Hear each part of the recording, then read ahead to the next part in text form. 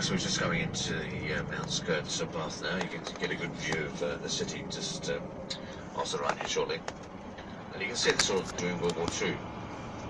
Not for really any, military strategic reason as such. I think the German Luftwaffe just wanted to, muck it up as they did. Of course, it's been, fully restored.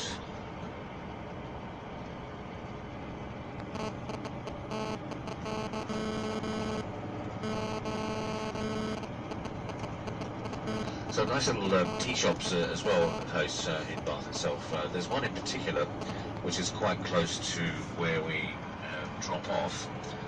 It's called Sally Lund's. Nobody really knows who Sally Lund was, to be honest. They reckon that she was in this area, long before it became a gambling resort, maybe the 17th century. And apparently she sort of came up with this Bath bun recipe, these sort of bread sort of buns with dried fruit, Bath buns as they're known. Not far from where we drop off, as I say, there's the Sally Lund little tea house, which is quite nice actually. It's quite charming if you want to sort of have an afternoon tea with a Bath bun and a cup of tea. Why not? So there's Bath, folks. You can see very sort of systematic, I think, sort of the geography of the town itself. They're all sort of lined up nicely, all pretty much the same height, the buildings. And it is a heritage site. The town itself is a part of English heritage. So we can't knock buildings down. We can't change the look of them. They're all sort of protected as such.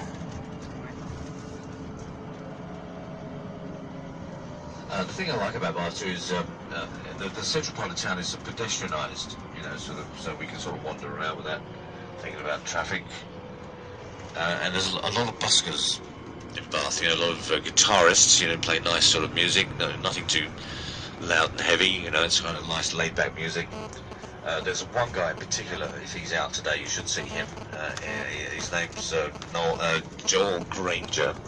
And he's only a young lad, he's probably in his early 20s, but he plays violin, and he plays with a looper, those little electronic pedals, where you can put a track down, and then put another one down on top of it, and another one, and then play over the whole lot, so he sort of multi-tracks his music. Absolutely amazing. He's such a talent. A couple of weeks ago when I was here, there was a chap on a tightrope playing violin on a tightrope on one leg, which is pretty impressive. And then there was another chap last week who was standing on a ladder, like just no supports, but just keeping the ladder upright with his balance, juggling knives. So you can be sort of pleasantly surprised with the sort of the street acts that are going on here. It's all part of the vibe of the place.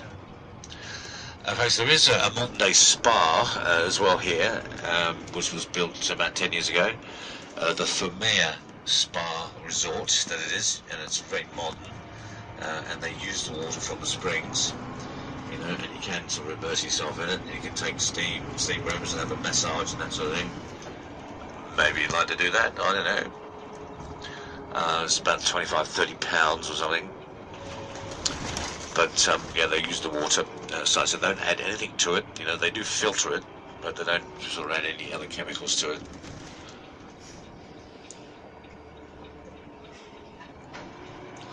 It's actually the only place in Britain where you can actually do that through in the natural mineral water springs coming out of the ground. It's the only place in the country where you can do that.